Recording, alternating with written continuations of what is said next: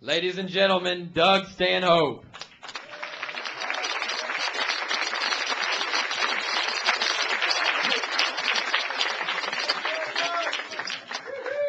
How are you guys? All right, what a day, man. God, what happened? I blew a speaker in my car today. That sucked. Yeah, he was a motivational speaker. Yeah, left a bad taste in my mouth, but I feel a lot more positive, and that counts for something, you know. I just found out I'm gay a few weeks ago in Oklahoma. That sucked. Because I had no idea. Some guy in a bar told me. You're a faggot. Ah, shit. I'm a fag. How am I going to tell my dad? Hard enough breaking it to him I was an asshole. He's going to hate this. I got shit from a guy, a one-nighter in Oklahoma for wearing an earring. Yeah, what are you, queer or something? You got women's jewelry and you some kind of homo. Everybody in the world has an earring. I know a guy who's got his lip pierced. He's got his schmeckle pierced and he runs a chain in between them.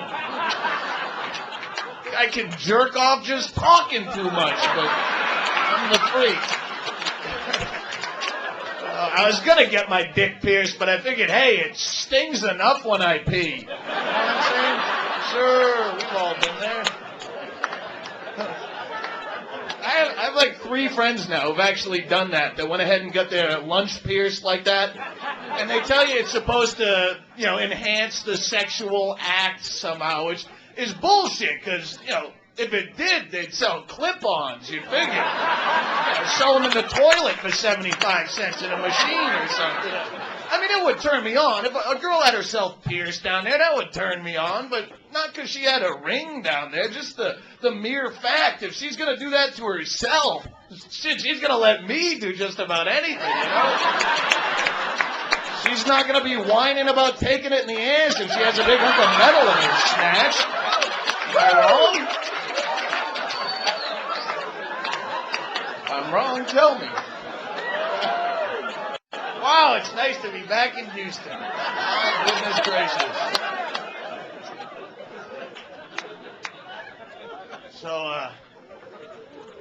So I got hammered yesterday in celebration. Not because it was Thanksgiving, just because it was a day of the week. I have been drinking. Do you ever drink so much of a certain type of alcohol that you get so sick you can never drink the same kind of alcohol again? I decided that's how I'm going to quit drinking. One at a time. One per night. I'll be 70 years old walking around with a bottle of, cream de cocoa or something. Some fucking dollar store bottom shelf alcohol you never heard of. Porch lager? What's porch? Got little chunks of bacon bits in the bottom. I had to quit drinking, man. I drink so... My mom moved in with me. It's my fault, too. Fucking talked her into it. That's what I... Do you know in some states now when you get a DUI, they give you that breathalyzer right in your car that you have to blow into before you can even start your car? That's what I need on my phone, Because I get hammered and I come home and fucking just start calling people in the middle of the night and talking shit and get myself into shit I can't get out of, And I called my mom. Because she was living in Florida. This is a true story. I'm living in L.A. and I called, because she'll take a phone call from any drunken asshole in the middle of the night if you'll listen to her complain for an hour. And she's going, I fucking hate Florida, these redneck sons of bitch. And I'm just drunk and I go, fucking Mom, move out to L.A. Bring your 7 cats. It'll be a ride. I'll pay for it. And she took me up on it. Fuck, because she doesn't drink is the problem. She doesn't know the rules. You can talk all the shit you want with your drinking buddies. They're not going to hold you to it, No, fucking let's sell all our shit and live in a van and just drive around the country and be a party. They don't show up the next day with the van going, are you ready? You got your stuff? But Mom, I'm serious. She called me up 3 days later. I'm having a yard sale. I can't believe I'm doing this. This is crazy. And I'm like, fuck. So I moved her out there. There's 7 cats, and I was just sweating the drive. I'm like, fuck, I got to drive cross country. And I wasn't even thinking, now she'll be in my house forever. She won't fucking leave. All she does is 7 of the ugliest fucking cats you'll ever see in your life, too. They look like burn victims, these cats. They're tattered ears and fucking milky eyed, fucking limping around, stray cats. And I'm not a cat hater, you know, but she treats them like they're imaginary friends, you know. She talks to them. My mom will sit with a stack of pictures this high of her cat sleeping in different positions and show them to you. One of the, look at Fluffy sleeping and look at him on his belly. And the whole time the cat is sleeping right there. I can look there. If I want to see a sleeping cat, it's fucking there. My God. She just fucking stumbles around 5 months, stumbling around my apartment, farming cats in little bathrobes that are only this short, you know, and she'll walk around and pet cats right in front of you with the grandma panties all pulled up in there and that unkempt beads splayed out around the side. Looks like someone stepped on a spider, you know. Come on, put on some fucking clothes, go get a job, do something, go out, have a life, you know. I can't even jerk off in my own house, and that's a problem, because she never leaves. The only time she leaves, 10 minutes a day, she'll go down to the 7-Eleven and blow all my money on scratch tickets. I have to scramble for the nearest porno and try to beat off in under 10 minutes. I don't even want to. I just have to take advantage of the time, you know? I know I'll want to later on. I won't be able to. Do you have any idea how horrifying it is to be sharing an apartment with only your mother? You have your favorite porno in the VCR, your pants at your knees, dick in your hand, nervous trickle of perspiration dripping down your forehead, hoping you get done in time. You hit play on your favorite porno, and it starts at a different place than where you left it last. No!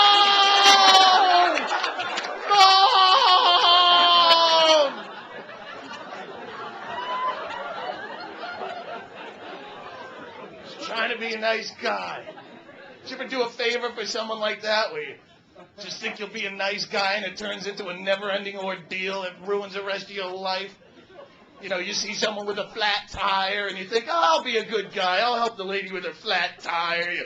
But then when you pull over, the fucking lug nuts are all rusted on and and the spare tire doesn't fit because it's an idiot spare. And she's got a baby in the back seat with the whooping cough and it's raining out. Some abusive ex-husband that might show up at any second. Oh, but she has a friend who lives around here somewhere, so you drive her around for 4 hours trying to find some friend's house that doesn't exist. Baby starts coughing up blood, so you have to take him to an emergency room, find out he's got lymphoma. Next thing you know, you're laying in a hospital bed donating bone marrow to keep this baby alive because you wanted to be a nice guy. That's what my mother's doing to me. She's sucking the bone marrow right out of me.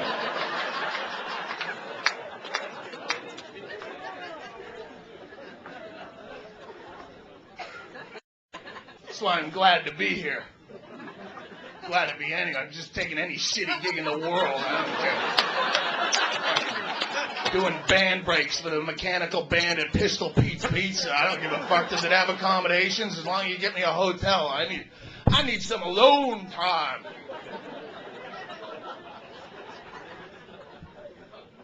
That's the only part of working the road I'll never get sick of is hotels, you know? I love staying, even shitty hotels. See, the problem is when you do comedy, a lot of comedy clubs will put you up in the comedy condo, which is an apartment that all the comics stay in every week.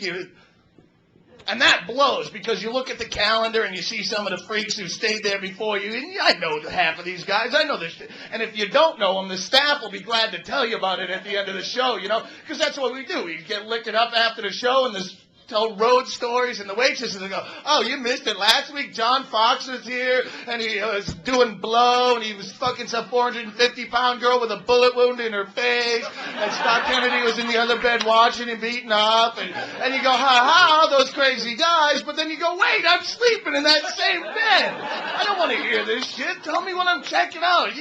I had to follow Jason Stewart in a condo in St. Louis once. Jason Stewart is like the bonfire of flaming homosexual, fucks anything. I check into the condo, the nightstand drawer is all filled with condoms and lubricants and stuff, and I just laid there the whole week staring at the ceiling, knowing I'm laying in a bed still moist with the ass sweat of some confused fraternity kid. I couldn't sleep a wink. Oh, give me the shittiest Motel 6 in the world before that. People rag on Motel 6, but it's a shithole, but it's a shithole when you check in. The price is on the sign, you get free HBO, free local phone calls, 1 in 10 chance of getting crabs from the bedspread. I can live with those odds, I know 1,000 whores and truck drivers have fucked in the bed, but I don't have to hear the stories firsthand from the front desk lady, Oh, 106. There's a roadway driver in there last night. He was fucking some 450-pound girl with a bullet wound in her face. Enjoy your stay.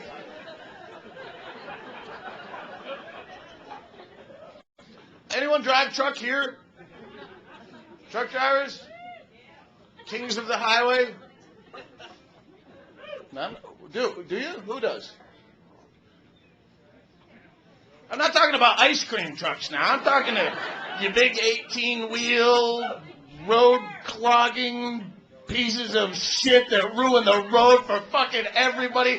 I hope nothing personal against you, but I just hope you all, die Ebola virus deaths where you get a truckload of infected monkeys and one of them nips you on the back of the neck, you bleed out of your eyes, your guts all soup up and spray out your ass, and you fucking ruin the road for everyone. You do 42 miles an hour in a 70-mile-an-hour zone, but then shitbag number 2, he can do 42 and a half, so he'll swing it on out, clog up both lanes, all the way to San Antonio, and the race is on, and here it goes. And just as you're about to pass, then shitbag number 1 spills his coffee all over his porno magazine, jacks it back up a notch. You're neck and neck. Who do you get behind? Do you get behind the one, hallucinating after 3 days on the road doing truck stop speed, or the one slinging liquid pig shit out of the back of his rig all over your windshield, you fucking asshole. I have tapes of the Reginald Denny beating in the L.A. riots. That truck driver they beat the shit out of. I beat off to that tape, ladies and gentlemen. I try to time it so I can come right while he gets hit in the head with the brick. But that's why I love this business, because it's a healthy outlet for that, I get mad at you, I yell at them, they laugh, I get paid, we all go home shit-faced and happy, Because otherwise I'm stuck behind that prick for 30 miles, staring and screaming at the inside of my windshield, take off the highway, go take it out on some poor kid in a McDonald's drive-thru. It's not his fault. I'm yelling, if I wanted fries, I'd ask for fries.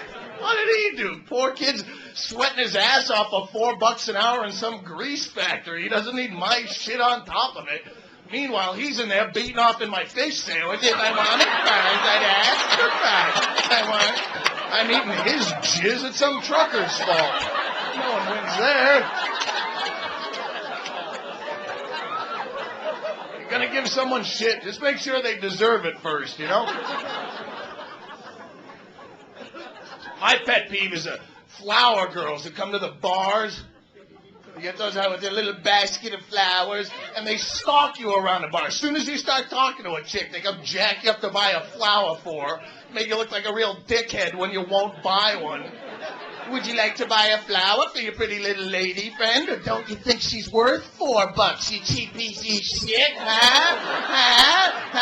I wanted to buy a flower, I'd be in a flower store. I'm in a bar. I'm trying to get laid. Get the fuck out of here with a flower. You get a bucket of vaginas, come over and work with me. I'll have something I'm looking for, right? I bought a flower for every girl whose pants I tried to get into. This place would look like a mortuary immediately.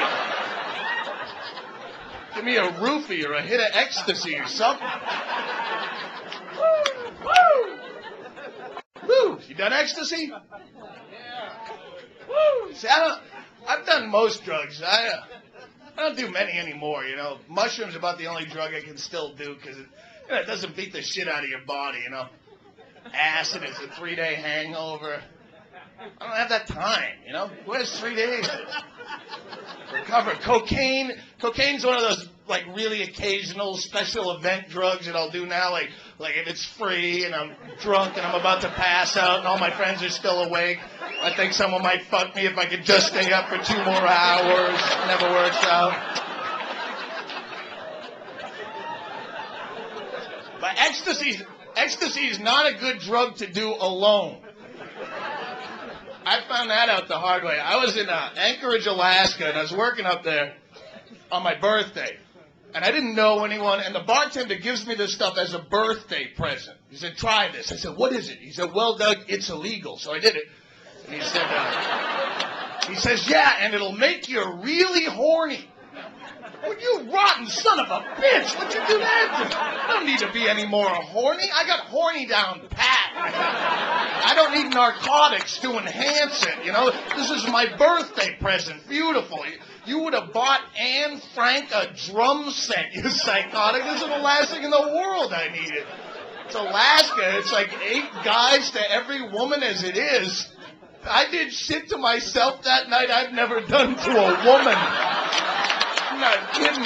The maid came in the next morning. My whole room is soaked down in cooking oil. A porno going. There's a melon with a hole drilled in it. What do you use that for? I had a little luau.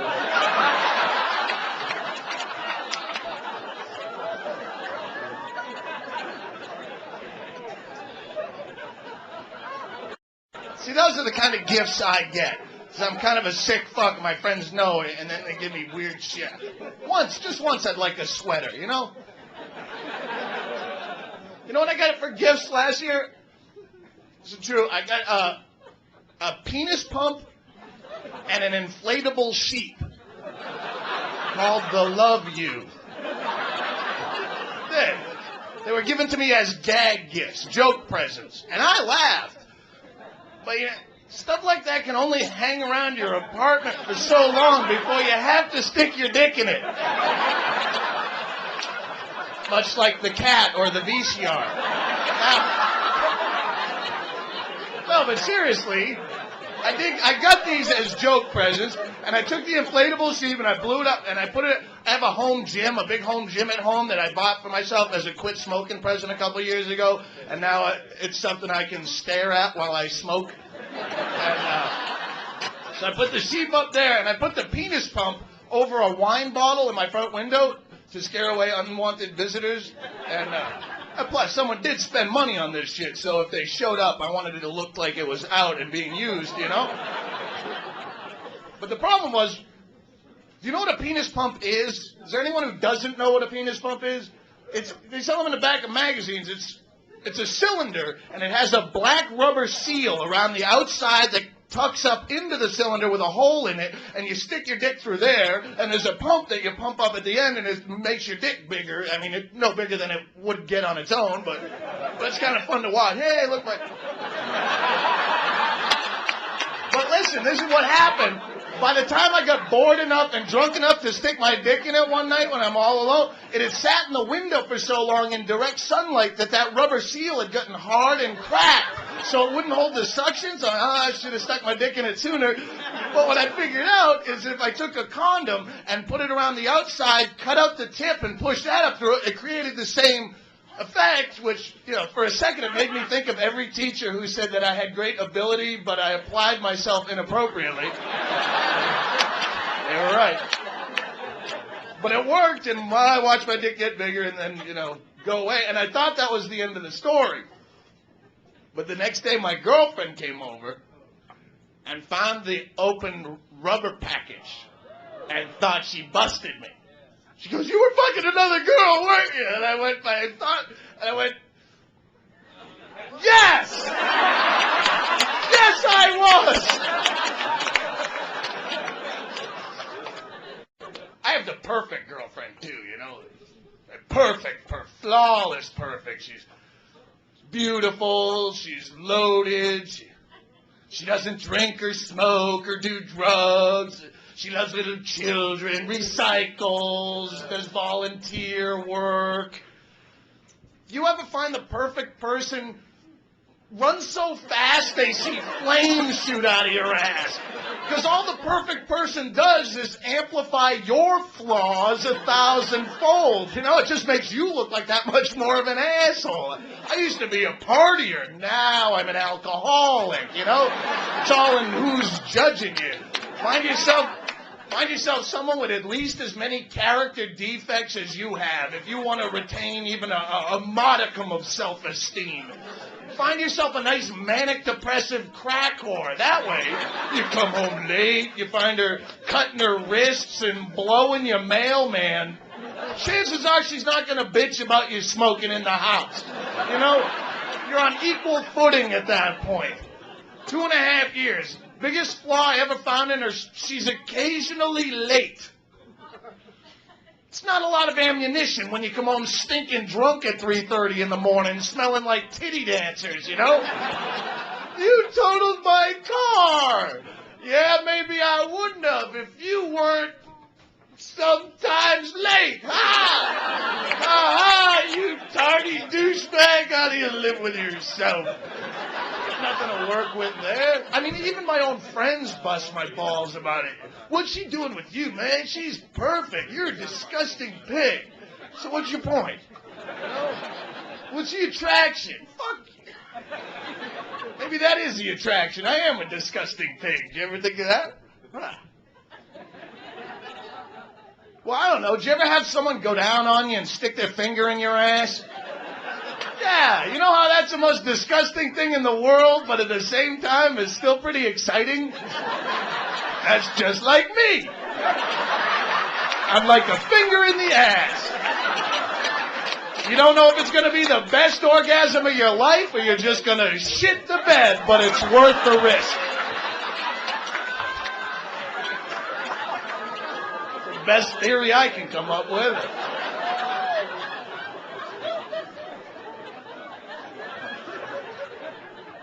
We've broken up 5 times this year alone. She dumps me all the time. Then I beg my way in again. She broke up with me 3 weeks ago. And normally I would. I go, oh no, we can't. You can't break up with me. You'll be fucking someone else. Stop it. No. But this time, her birthday is the 21st of next month, and then Christmas is 4 days after, and I owe her $1,000. So I go, yeah, maybe we should start seeing other people. I know, I'm a dick.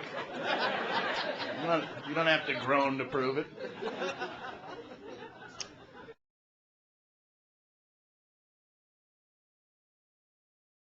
So needless to say, I will be enjoying several of your titty bars this week. 3-foot rule or no 3-foot rule? So ludicrous. It's not just here. Every fucking state has some stupid titty bar laws. You know? She's gonna stay 3 feet away in a table dance. Why? Like she's gonna fuck you there. You know? No. Stupid. Huh? What'd you say? That's what the back room's for. Those back rooms don't exist, or we wouldn't be in a comedy club right now.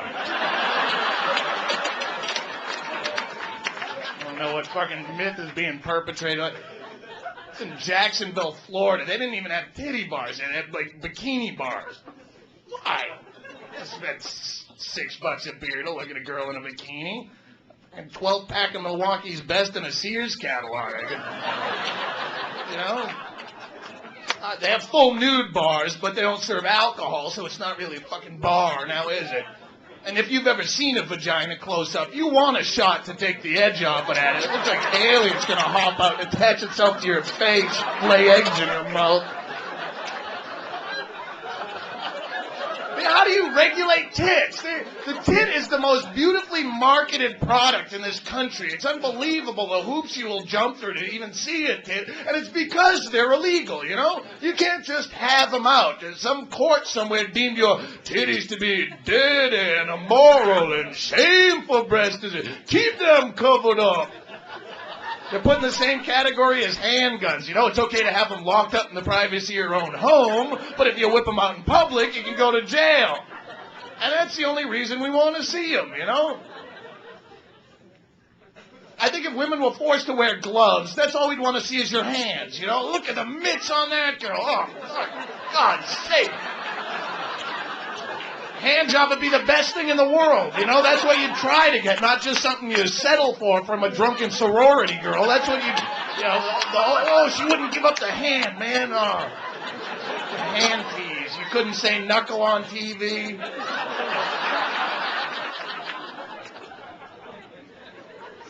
Unbelievable.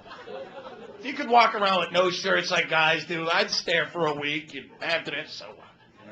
I know that because I've sat in a titty bar for so long, I became completely desensitized, you know? 7 hours of tits bouncing all over the place. Yeah, just get me another cocktail, you know? But the cocktail waitress comes over and leans over, and you can see down her shirt. You go, look, you can see her tit. Ow! It's the best tit you saw all night because it's a tit you're not supposed to see. All I'm saying, ladies, if you want us to stop staring at your tits, take off your shirts. And I will buy you a cocktail. You can't do shit anymore. Everything's illegal. Everything's fun. This country blows. It's just going backwards. It's the greatest country in the world, but, you know, it's like being the prettiest Denny's waitress. It's just... Still get a lot of work. Can't even fucking... I live in Los Angeles. Can't even smoke out there anymore. Fuck you. There you go. Clap, move there. I used to be a really polite smoker. I would. You know, if someone didn't like it, I would put it out or move away, you know? But now, fuck you. You know, I can't smoke anywhere. You have the balls to come into my 4 square feet I can smoke and go, I will light up 3. I'll smoke while I'm eating. I'll smoke one out of my ass, have one burning over my ear. Fuck you. You don't like it? Go, get on a plane or get on a bus or go to the mall, get in a fucking elevator, go to half the hotel rooms, go to half of my friends' houses. Don't come into my fucking little square fucking footage of leper colony that I'm banished to. I took the Amtrak. Does anyone ever travel by Amtrak? Yeah, and I went Boston to Seattle, which is 3.5 days each way. So I called ahead to make sure I could smoke on that train, because most of them you can't. This way she goes, yeah, that train has a smoking section on it. I get on that fucking train, there's smoking section. It's like 3 seats in the back of a cattle car for you to smoke in. 1,000 people wedged in there trying to smoke. Hi, where you going? Auschwitz. Yeah, me too, I think. So I smoked in the bathroom. I go in the bathroom, smoking a cigarette in the bathroom. Amtrak lady starts wailing on the door. Are you smoking in the bathroom?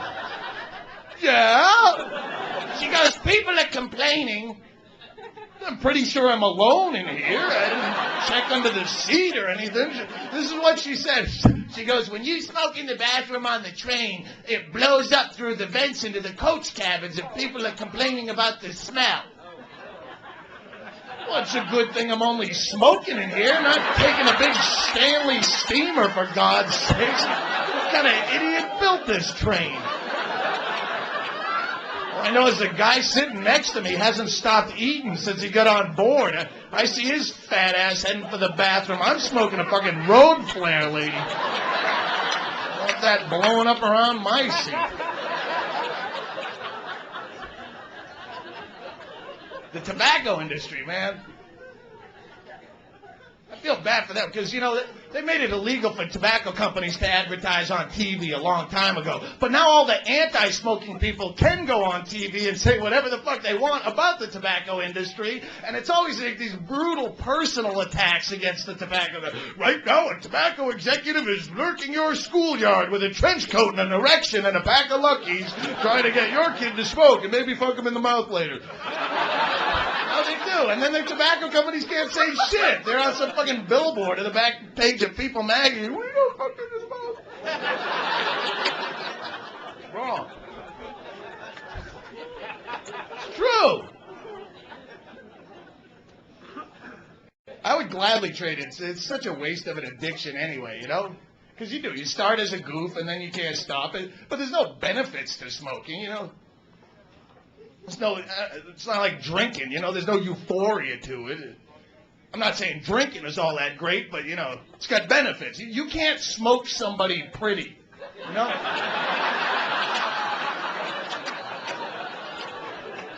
That's a big bullshit myth, too. Alcohol does not make ugly people attractive. Just makes it so you don't give a fuck that they're ugly. You're ugly as shit. No, fuck you. Get in the cab. Don't say anything to my friends. You know, it's as many stories as you hear like that about people getting drunk and fucking someone ugly. No one ever talks about being the ugly one. I want to hear those stories, you know. I've been the ugly one a ton of times. I don't want to feel so alone in the deal. No one ever comes in bragging about that the next day, though. Hey, man, did you see the chick that fucked me last night? What was she thinking? Oh, that poor girl. She's way better than me. That's just when you're bragging to your buddies about the hot chick you boned the other night. She's talking about you at an AA meeting somewhere. That's when I knew I'd hit my bottom.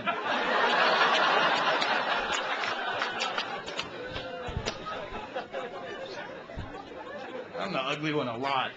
'Cause I'm a terrible lay when I'm drinking. I'm the worst. I love when girls like fake orgasms just to get you to stop, you know? Don't fake orgasms unless you're really, really good at it. Because I know when I'm a lousy piece of ass, and if you try to play otherwise, you just embarrass both of us, really, you know? If it's 3 hours after last call, and I'm all hunched over you, blowing hot beer breath in your face, sweating profusely, trying to cram you full of 2 inches of semi-soft whiskey dick, don't start screaming like it's the greatest night of your life, because I know you're bullshitting me. It throws my timing off. You want me to finish? Be honest. Say, get off me, you drunken fuck. I'm paying a babysitter. I respond well to honesty.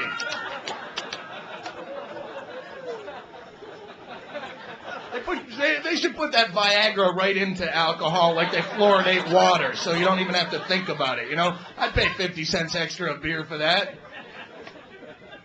I would take Viagra if I could score some on the streets. I don't want some doctor fucking probing around with me just so I can get a script. But I mean, I would do it now. But I mean, the people who are doing it, like 75-year-old people. Do you still want to be fucking when you're 75? Why? Who are you going to be fucking?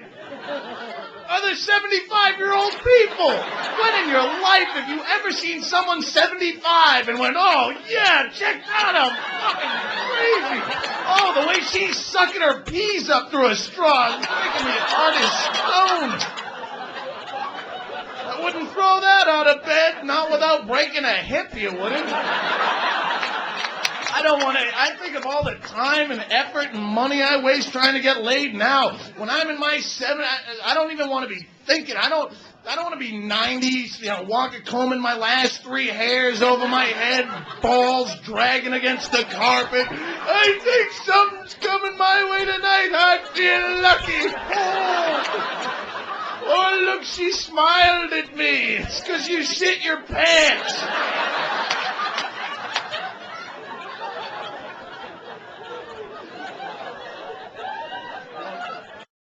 Don't even want to. Unless I'm loaded, you know, where I get that, like, Charlie Sheen hooker money, you know, where I can spend $53,000 a year on hookers. You don't want that regular $100 escort, you know. Never works out. Anyone ever had a hooker?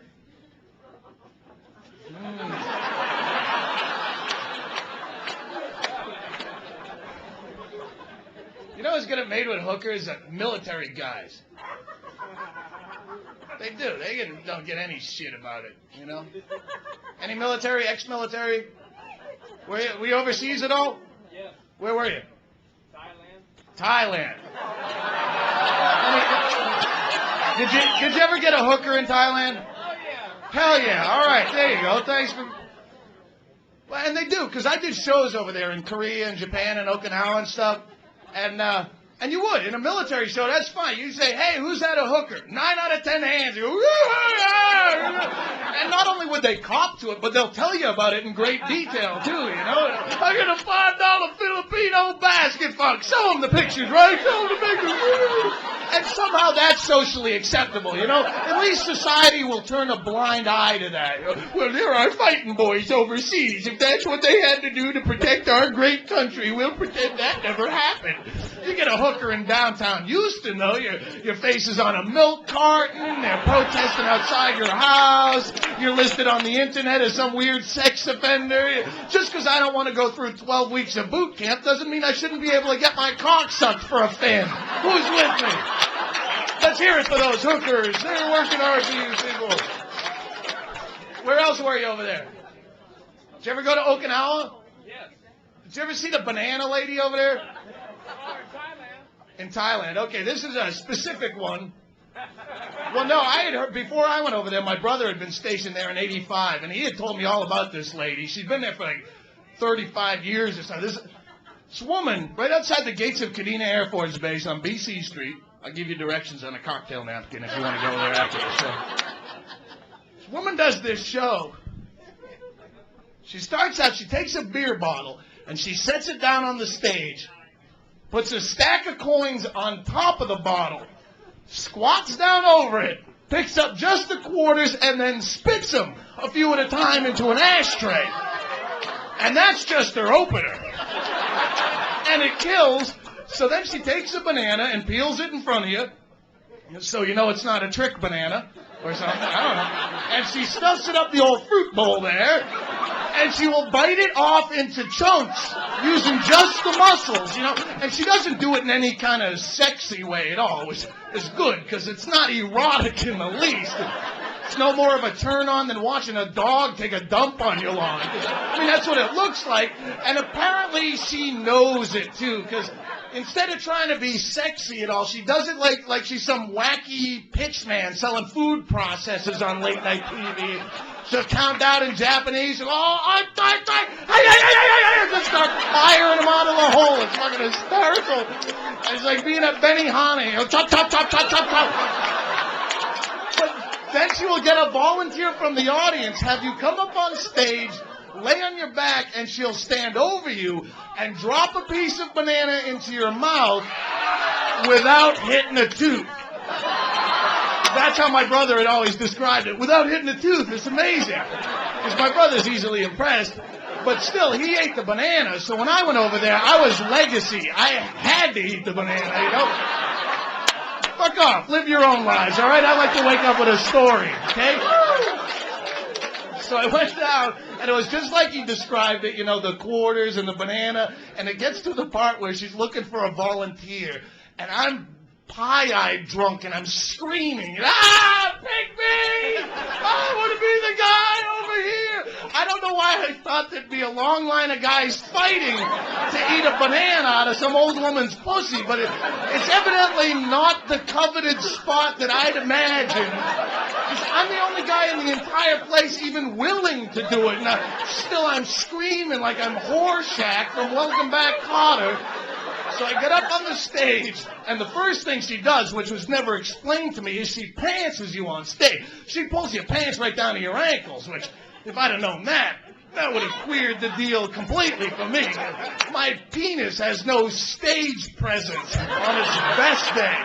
You know, much less in front of 30 screaming Marines. It's like I just come out of a cold pool, you know? And she acts like she's blowing me. She's not, but for show, she gets her head going like this. So it looks like I can't even get wood with the suck start, you know? I'm completely humiliated. And at that point, I'm craving banana. I'm salivating for the banana because I know it's the only thing to get me off the fucking stage, you know? Give me the banana. I'm not having fun anymore. I lay down. She showboats for another 10 minutes, you know. I'm swinging 1.5 inches of flaccid baby dick for 30 jar heads. Till we cut to the chase. She stands over me to drop the banana without hitting a tooth, mind you. Bullshit. First piece, splat, right off of my forehead and rolls across the stage. Like, no! Every good pitcher eventually loses his throwing arm, but it's a little late to go to the bullpen on this one. Piece number 2, low and away off the chin. Piece number 3 off the forehead. It was like being front row at a Gallagher show. You know, I'm just getting splattered with fruit. I was tempted to just grab her thighs and reach up and snatch the banana with my teeth right from the source. But this woman had a vagina that would scare rats off a garbage barge. As close as I wanted to get.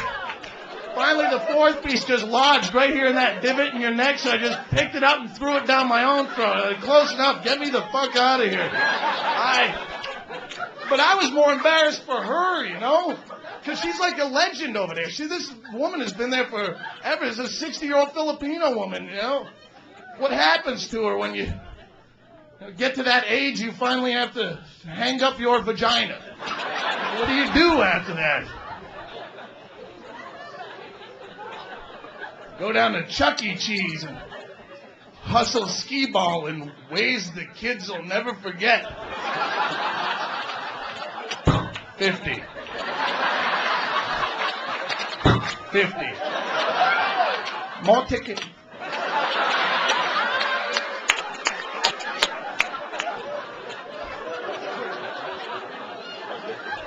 Sorry, my act's not for everyone. How many people came here to see me specifically tonight? How many people came to see whatever bag of shit was standing behind the microphone? And that's the problem with comedy. Nowhere else do you fucking do that. Don't go to a movie theater. Hey, 2 tickets to whatever's closest. You know, you want to go to a concert tonight, man? Who's playing? I don't fucking know. Who cares? Let's just go. For comedy, you can do that.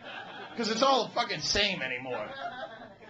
Believe me, I wish sometimes I had the jokes you were expecting to hear. Be easier on everyone, but I'm not that guy. Hey, guys, don't we hate shopping with the ladies at the mall? Come on, guys, and they make you hold the purse and you feel like a queer. I'm not that guy, you know? And what kind of a fucked up relationship are you in? You couldn't say, honey, I'll be at Spencer Gifts for a while, you know? Don't we hate shopping for the tampons for the ladies and we're embarrassed about it? If I ever had the balls to look my girlfriend in the eye and say, I'm too embarrassed to go buy you tampons, say, are you the same guy who fucked a midget once because you thought it was funny? Yes. Yes, I am. What size do you need?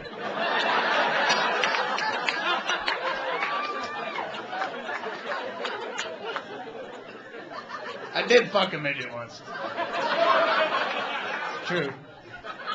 Because I had the opportunity after a show. How could you not? Just one time. Just to see. You know? I don't have jokes about it.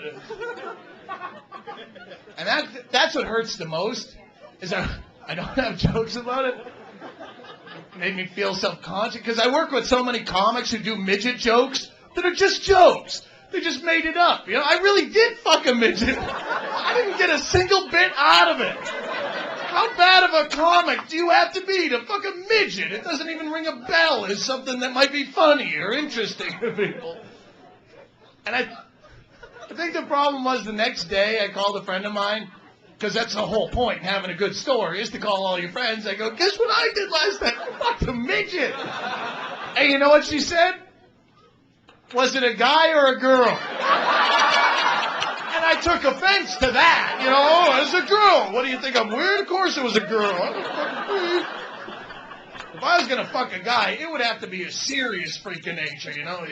Like midget, that's just kind of odd. It would have to be like JoJo the dog-faced boy or a two-headed guy. It would have to be an incredible story. Freakish enough sex to offset the homosexuality in it, you know? To the point where gender's no longer even an issue, you know? You fuck the elephant man, no one's going to call you fag.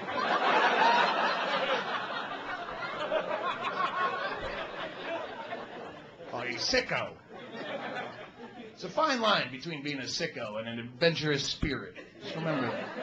I have one midget story. Adventurous. You cruising carnivals after work? Sicko. You know? You eat one banana out of an old woman's pussy? Adventurous. Every day for lunch?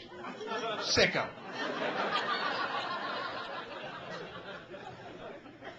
I'm an Aries. I'm an adventurous spirit. See? That's my excuse. I fucking hate people who do that. That use their astrological sign to write off their shortcomings. You know? I'm a Virgo. I'm a perfectionist. Leave me alone. No, you're a fucking douchebag, and you've been busting my balls all day. It has nothing to do with Virgo. I had a girl that I had sex with after a show, which is very rare with my act, but it happened in Thief River Falls, Minnesota, and she had the balls to say that to me. She goes, I can't help myself. I'm a Sagittarius, and we love sex. It's not my fault. You're a whore! Come on now. Just say you're a whore. Don't tell me. You knew me for 30 minutes and you fucked me in your car. Don't tell me if your mom blew you out of the hole 3 weeks earlier, you'd be reading a book right now, you know? What did your horoscope say this morning? An alluring stranger will leave you saying, let's pull over behind this dumpster. No. I'm a whore, too, but it's because I have a drinking problem and a low self-esteem, not because I'm an Aries. Hey, Bob, can I get one more Miller Lite? Don't worry, we get a... Huh? The midget story. What about it? Oh, there's no story to it, all right, I told you. I got rolled by a transvestite hooker, if you want to hear that story. That's funny. Midget was just kind of icky and awkward and nothing happened. Transvestite hooker, though, that actually only happened a few months later. Y'all been rolled by transvestites before? All of you? Really? Here's my story. Me and my buddy Matt Becker, we used to go cruise cheap hookers in Phoenix when I lived there on Van Buren. If you're ever in Phoenix, you need a cheap hooker, Van Buren's the street. But we weren't buying or anything. We just get liquored up after shows and no one would fuck us, so we'd go out and take it out on them and be dicks and yell shit out the window, you know? But one night we're banging a U-turn on Van Buren in front of what was probably the ugliest prostitute I'd ever seen in my life. So we had to slow down and look. And as soon as we slowed down, she bolted right for the door. She forced her way in. She had some, opening presentation where, she had a gun or somebody had a gun. Someone was chasing her. All I know is we started driving and she turns to me and Matt and she goes, I sucked both your dicks for $15. And when she first got in the car, we may or may not have thought it was really a guy. But $15 looks like a girl to me. Looks like a girl to you, Matt. What a lovely young lady we have here.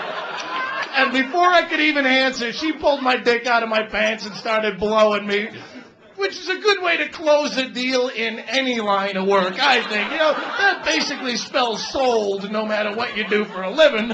And so I gave her the $15 out of my pocket, and she takes us down this whole, maze of side streets. We get to a dead end in a dark residential area, and we pull to the side of the road, and we're in a Jeep. So I've been sitting up on the hump of the Jeep. Matt's sitting right here waiting his turn. She's going to work, and me and Matt are just trying not to laugh.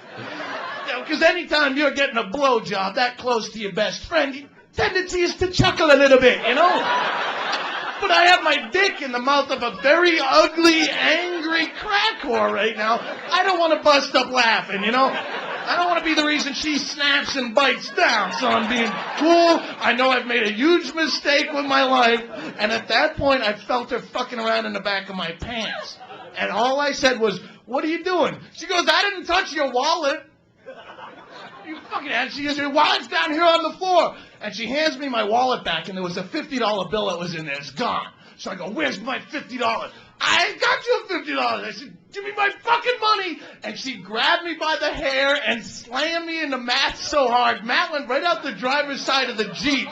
I picked up on the roll bar and kicked her in the head as hard as I could, and she just got pissed. And at that point, any illusion that this is really a chick have gone right out the fucking window. That dream's over, kids. Lose your boners and sober up.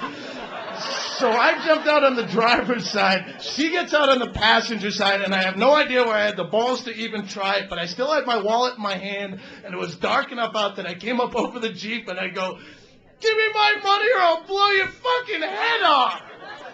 And she believed me, which scared the shit out of me even more, because she still wouldn't give me my money back, and she thought she had a gun in her head.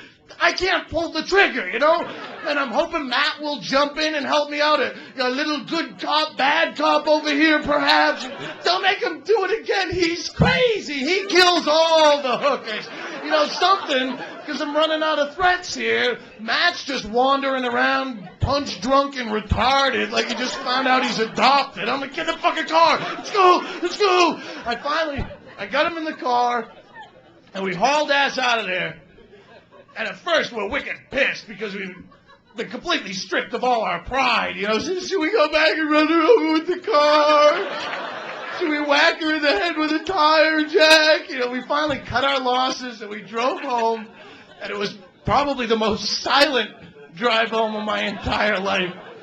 And we get about a mile from the house, and Matt finally looks over at me and he goes, "Ha ha, you got your dick sucked by a guy! Fuck you! Fuck you, man! You waited in line to get your dick sucked by a guy. How's that? And where's my $7.50?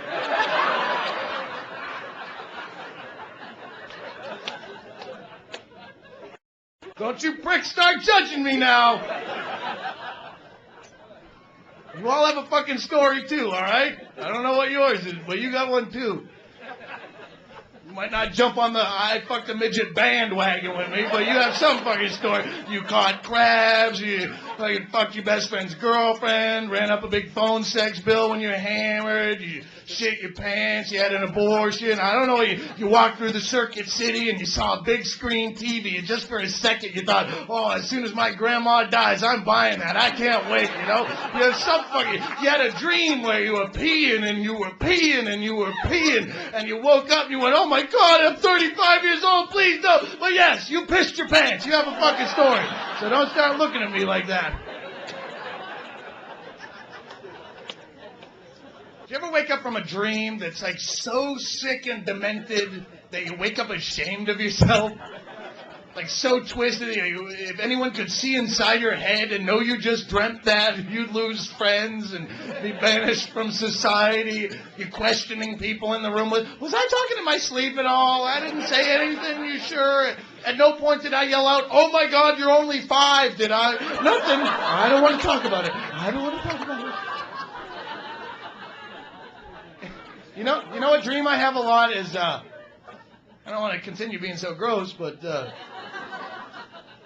does anyone have suck your own dick dreams? I'm dead serious. I have them all, not every night, but it's a recurring theme where I do have this 2-foot dick. I don't even have to crane my neck to suck my own dick. I just sit there like a big retard. I love that dream. But I can never finish. And I don't know if it's one of those dream things where if you come in your own mouth, you'll die. Like when you're falling, they say that. If you hit the ground, I don't know if there's any myth attached.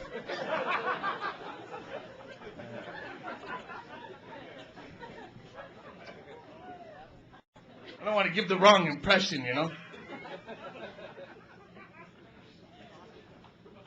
I do good things with my life, too. It's just none of them are funny. I'm not saying, saying you should live your lives through drinking and doing drugs, and jerking off and hookers, and pornography. But it's part of what makes this country great, and don't you forget that. I realized that one night when I was 22 years old. I was living in Vegas, and I was doing acid. Alone. Which, again, is a drug you want to do on the buddy system. Have you done acid? Woo. Come on, will you cop to anything tonight? You know when you do acid, everything's a mission to you. You know, if you just want to get your cigarettes off the coffee table, it's a mission. You have to focus all your energy. It consumes every thought till you complete it. Well, my mission that night was to get laid. Because I'd never gotten laid on a hallucinogen, and I thought it was a great idea, and I became obsessive about it. But I didn't have any leads, you know? And so I went to a titty bar first where I knew some girls because I hung out there all the time. It was right next to where I worked. And I walked in, but when you're doing acid, you can't talk to other people unless they're doing acid too. So they're going, hi, Doug, and I'm going, you know, their fucking eyes are like charcoal. So I just sat there at the fucking bar and I was sticking dollars in G-strings for a month or a week. I don't know how long. And I'm like, fuck, what am I going to do? You know, there's no way. If I can't order a beer, there's no way I'm going to pick up a chick. So I go, if there's ever a night to get a hooker, tonight's the night. But I couldn't because I started driving up and down Fremont Street and I was flying so hard that I couldn't look from the road to the sidewalk because it would trail so badly. There was one big blur and I'm like, oh, fuck, you know. And I'm starting to get that acid anxiety, my chest pounding. I'm like, focus on the road, just fucking focus on the road. And now I'm hoping a hooker will dart out in front of the car like a deer. I can hit her and run out and fuck her real quick. I don't know what I'm thinking. I'm blown out of my fucking gourd. So I parked the car. I'm like, what am I gonna do? What am I doing? This is all going wrong. I'm like, I'll just walk. But you can't pick up a hooker on foot. That just doesn't happen. I'm walking and they're going, you know. So I would have just gone home and jerked off at that point. But I was living with 5 other people in what was basically a crack house in North Las Vegas with 5 of us. I'm sharing a couch. Whoever gets home first gets a couch. The other guy gets a floor. It's like living with my mom now. I couldn't even beat off at home. So what am I going to do? And at that point, I saw an adult bookstore because it was right there, you know. And I go, yeah, I'll just go. You've been to an adult bookstore? Fucking asshole. I told you I got blown by a guy, and you won't cop to a fucking dirty magazine? Pricks. When you go into an adult bookstore, they have all these, like, video beat-off booths. They're like phone booths lined up at the airport. And you go in, you get, like, 25 channels of smut for a quarter at a time. And I go, that's great, I'll just go in there. But in Vegas, for some reason, they have a law where all the beat-off booths have doors from here up. And what the fags do is they'll cruise the hallway, rotating their assets and selling whatever they're selling. And I'm creeped out enough being, 22 years old on acid in a beat-off booth in Las Vegas without some fag sticking his head under the door going, hi there, Ah! So I went up to the guy at the front desk, and I don't know what the words were specifically, but something to the effect of, I'm trying to beat my meat in here, and the fags are giving me the creeps. What do I do? He said for $5, you can rent a private booth with a full door. You pick your movie out of a catalog. He didn't finish his sentence. I gave him $5. There you go, $5. That's what fucking do. And I went and I picked my movie, and I went into that booth, and I jerked off like a retarded ape in a cage for the duration of that.